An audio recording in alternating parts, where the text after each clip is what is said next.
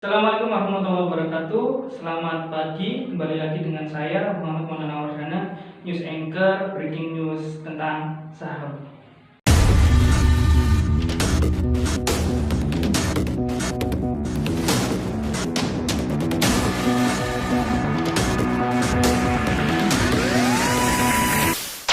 Di masa pandemi saat ini banyak saham-saham yang mengalami under value. Jadi banyak saham-saham yang harganya jatuh. Kemudian ini sangat menguntungkan bagi para trader khususnya untuk membeli saham dari perusahaan-perusahaan yang sedang mengalami under value tersebut. Oke, analisis yang akan dijelaskan oleh rekan-rekan kita pada pagi hari ini akan sangat menarik karena akan membahas tentang analisis fundamental dan analisis teknikal. Oke, berikut kita langsung terhubung dengan rekan kita, silakan.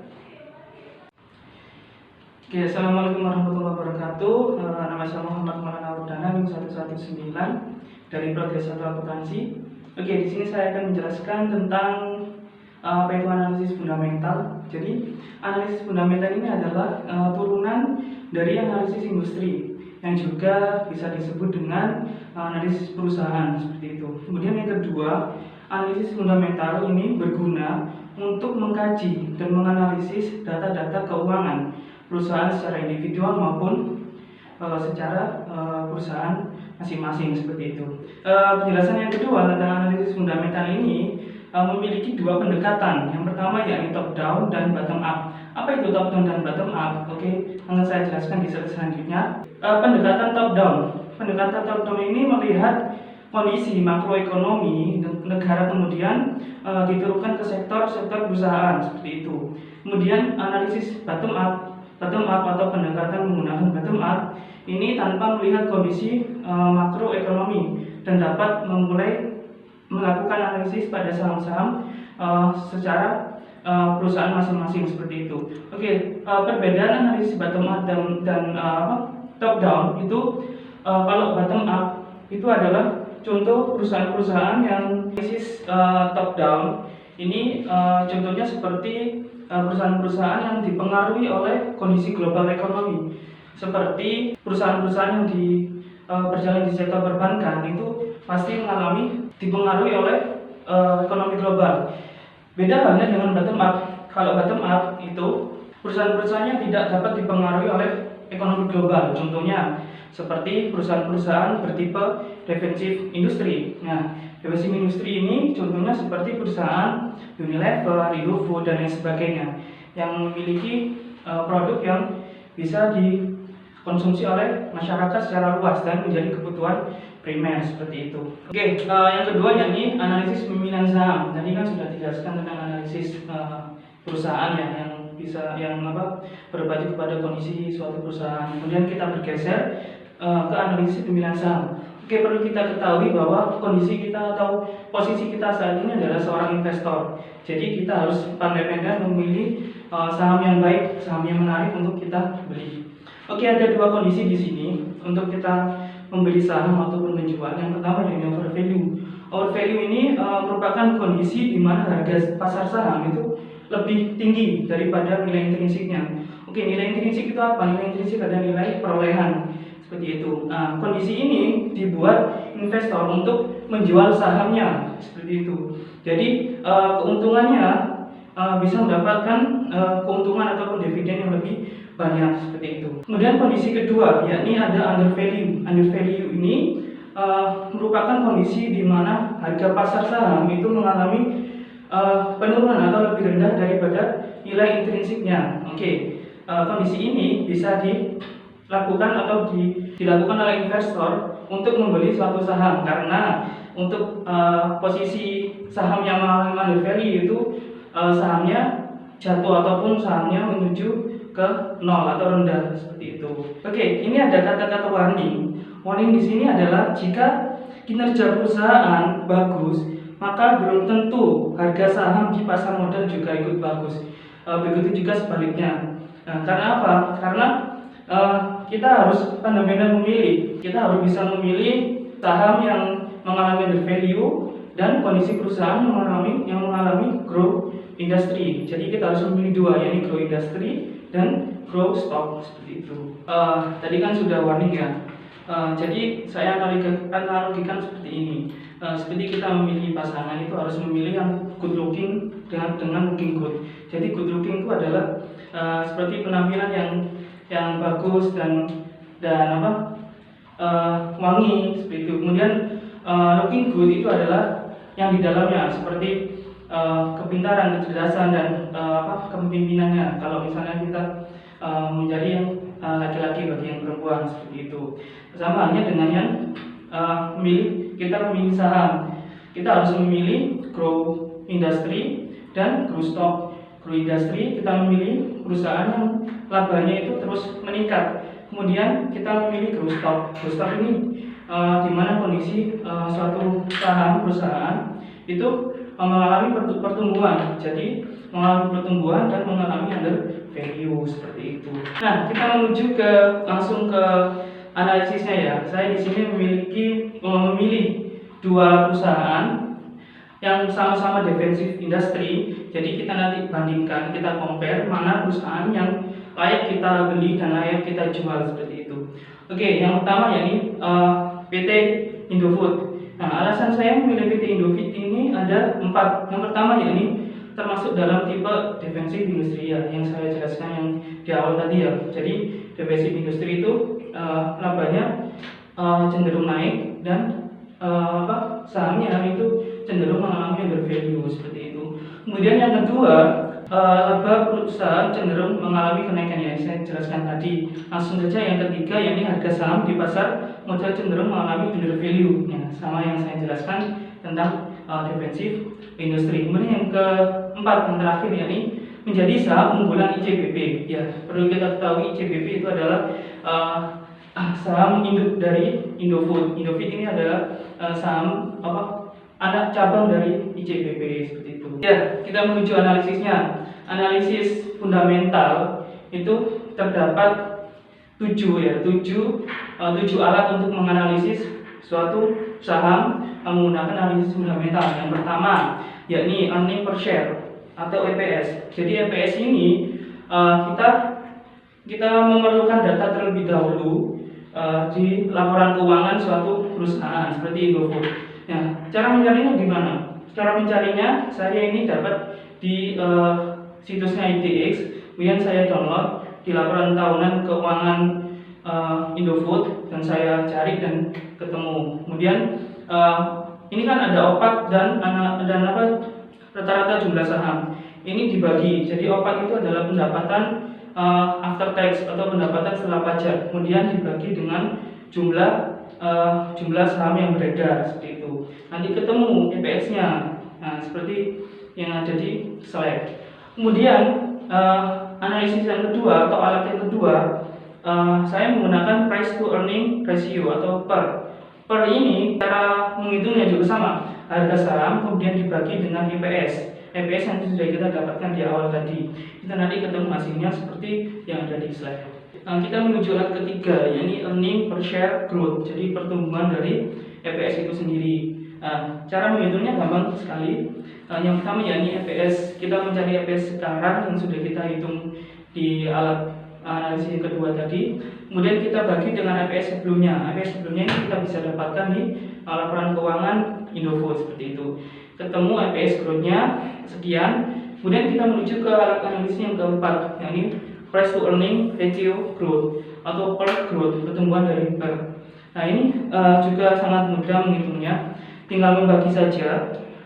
Yang pertama yakni PER dibagi dengan EPS growth yang sudah kita dapatkan tadi, dan ketemu hasilnya yang seperti yang di slide. Oke, kita menuju alat kelima, yakni dividen per share atau DPS. DPS ini juga sangat mudah, tinggal membagi saja.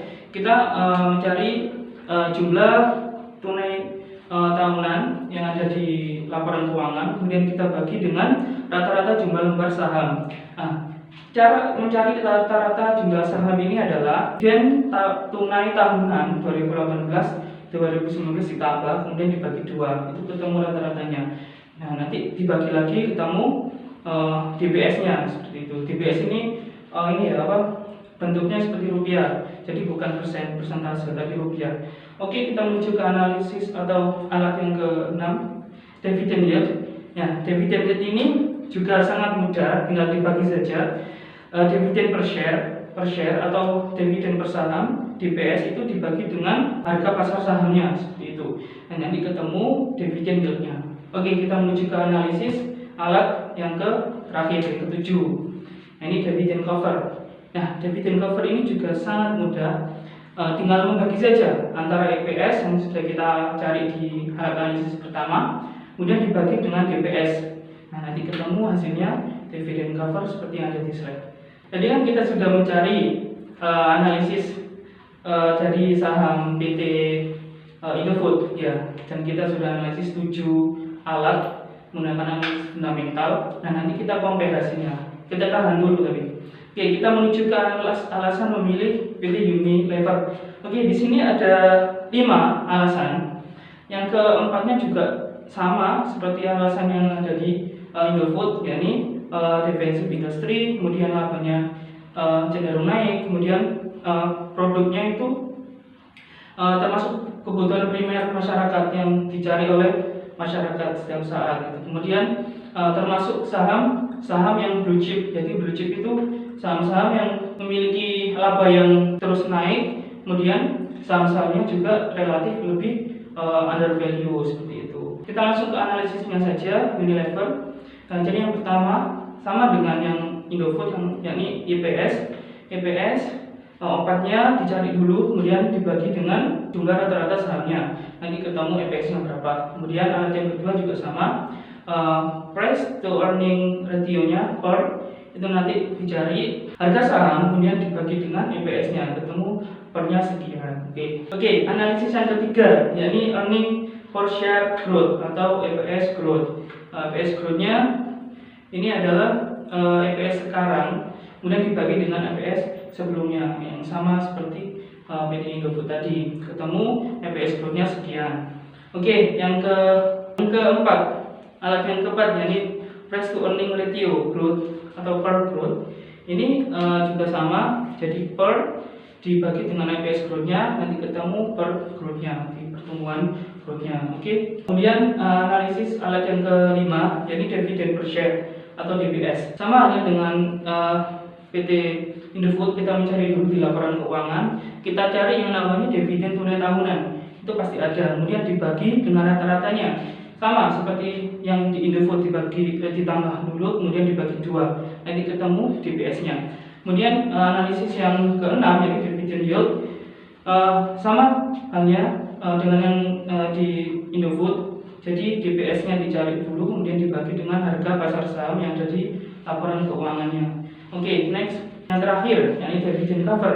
Dividend cover ini juga sangat mudah, EPS di awal, yang alat pertama, kemudian dibagi dengan DPS-nya, ketemu dividend cover-nya.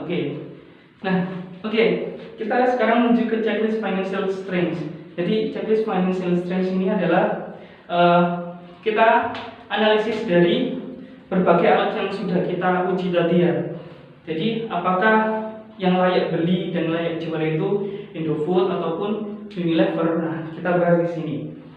Yang pertama, EPS-nya di Indofood itu di zona hijau, yang mana zona hijau adalah layak beli. Tetapi kalau yang di Unilever itu berarti di zona merah. Zona merah berarti layak jual. Kemudian kita menuju ke price to earning ratio atau per. Per-nya di Indofood ini di zona merah dan di Unilever juga zona merah, sama-sama layak jual. Kemudian yang ketiga, earning to share growth rate. Jadi di sini dua-duanya berada di zona hijau, jadi layak beli semuanya. Kemudian yang keempat, yakni price earning growth atau EPS growth-nya itu juga sama-sama berada di zona hijau. Ya, jadi sama-sama layak beli. Kemudian yang terakhir, yakni dividend yield dan cover, ini juga sama-sama di zona hijau. Nah, sama-sama di layak beli. Terus kemudian jadi kesimpulannya bagaimana untuk apakah Indofood atau Unilever yang layak beli? Jadi kesimpulannya kita lihat yang paling banyak di zona hijau itu adalah PT Indofood. Jadi yang mengalami under value dan labanya cenderung meningkat itu adalah di Indofood. Kita lihat di EPS-nya seperti itu. Jadi yang layak beli adalah PT Indofood dan layak jual itu adalah PT Unilever seperti itu. Tadi kan sudah kita bicara tentang analisis fundamental dengan berbagai alat yang kita gunakan.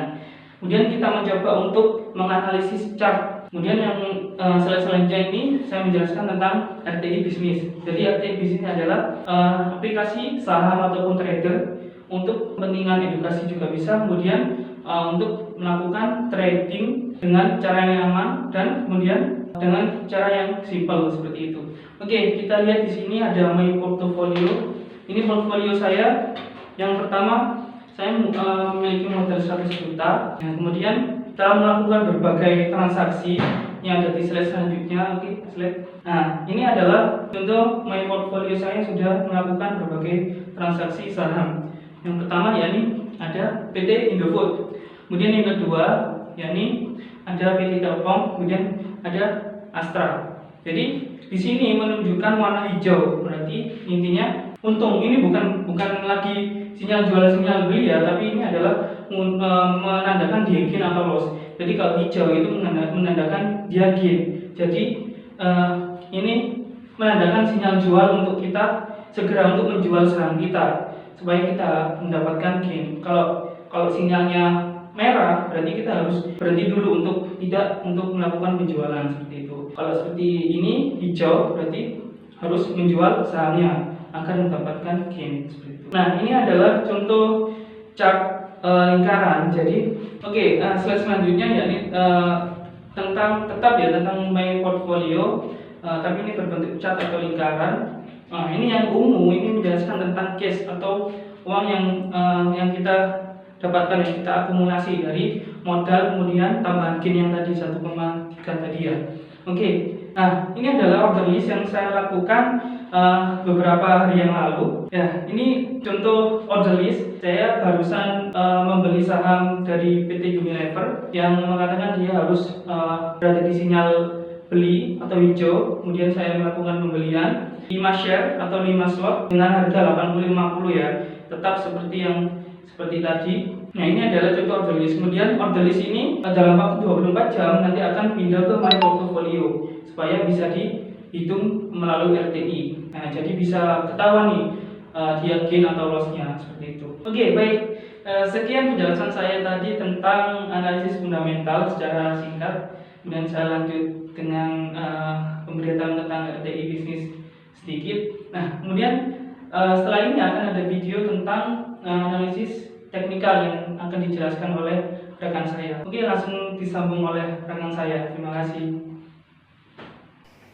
Baik, terima kasih atas kesempatan yang diberikan. Nama saya Syifa Ulinas dengan NIM 2017-310499 akan presentasikan analisis teknikal dari PT Kimia Farma Tbk dan PT Kalbe Farma Tbk. Jika analisis fundamental lebih menentukan saham mana yang layak kita pilih, maka di analisis teknikal ini kita akan prediksi kapan saat yang tepat untuk membeli saham dan kapan saat yang tepat untuk menjual saham tersebut. Analisis teknikal mempelajari pergerakan harga suatu saham dan melihat momen setiap pergerakan harga dan volumenya. Oleh karena itu, analisis teknikal lebih banyak menggunakan alat bantu grafik atau chart. Analisis teknikal bersifat jangka pendek atau short term investment. Analisis teknikal ini sering digunakan oleh trader untuk trading biasa. Bisa jadi sekarang kita beli, besoknya lagi kita jual. Begitu juga seterusnya. Next. Berikut adalah alasan saya memilih PT Kimia Farma dan juga PT Kalbe Farma. Alasan yang pertama yaitu termasuk defensive industry, yaitu perusahaan yang penjualan dan keuntungannya kurang sensitif terhadap siklus bisnis dan kondisi ekonomi. Bukan cuma industri makanan saja, industri kesehatan juga cenderung defensif ya, karena akan selalu ada orang sakit yang membutuhkan perawatan. Alasan kedua yaitu laba perusahaan cenderung naik karena permintaan terhadap produk mereka yang konstan membuat pendapatan naik, otomatis labanya pun juga akan naik. Alasan yang ketiga yaitu cocok dengan kondisi saat ini. Di kondisi pandemik seperti ini, permintaan akan masker, hand sanitizer, dan obat-obatan dari kedua perusahaan tersebut tentunya mengalami peningkatan permintaan. Itulah alasan mengapa saya memilih dua perusahaan tersebut. Next, selanjutnya yaitu portofolio. Berikut adalah tampilan portofolio saya, di mana memiliki potensi profit lebih tinggi dibandingkan loss-nya. Next, seperti yang sudah dijelaskan sebelumnya, bahwa analisis teknikal dapat digunakan untuk memberikan sinyal dan timing yang tepat kapan kita membeli dan juga kapan kita menjual saham. Dan sinyal tersebut dapat dilihat melalui indikator analisis teknikal. Lalu indikator apa saja itu? Yang pertama yaitu Bollinger Band. Bollinger Band memiliki batas atas dan juga batas bawah yang disebut dengan support level dan juga resistance level. Ya, kita perhatikan di lingkaran merah ini. Lingkaran merah yaitu sinyal beli terjadi ketika garis saham memotong ke atas pada garis batas bawah. Sebaliknya, lingkaran biru yaitu sinyal jual terjadi ketika garis saham memotong ke bawah pada garis batas atas. Next.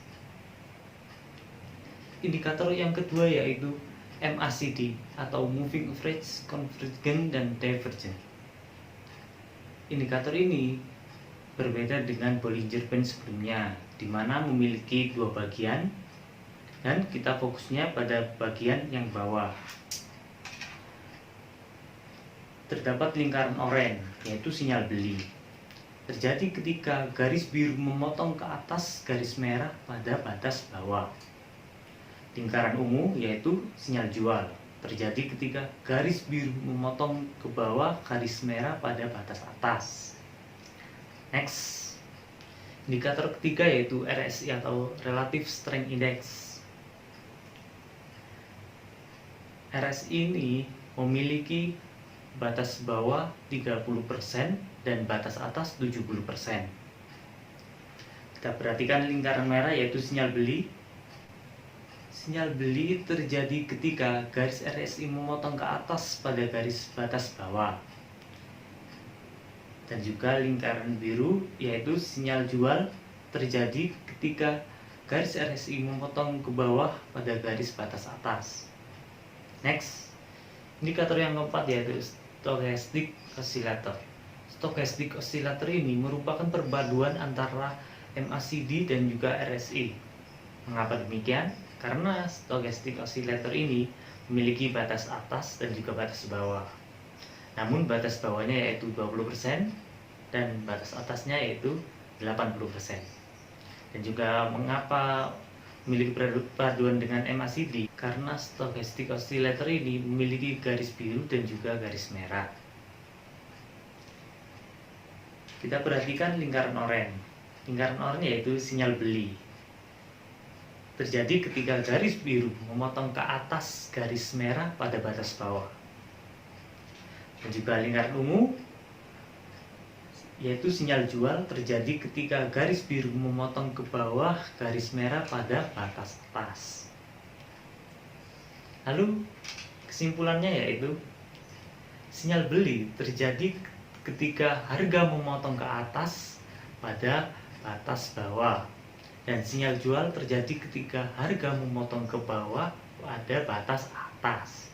Pada batas bawah atau support level yaitu tanda bahwa sebagian besar investor percaya bahwa harga saham akan naik. Ketika kita membeli saham pada harga tersebut, harga sahamnya masih rendah dengan harapan harganya akan terus naik. Sebaliknya, ketika harga menyentuh batas atas atau resistance level, yaitu tanda ketika sebagian besar investor percaya bahwa harga akan turun, maka banyak investor yang menjual sahamnya karena diprediksi harga akan terus turun. Nah, sebelum investor mendapat kerugian akibat penurunan harga, maka sebaiknya investor segera menjual saham tersebut.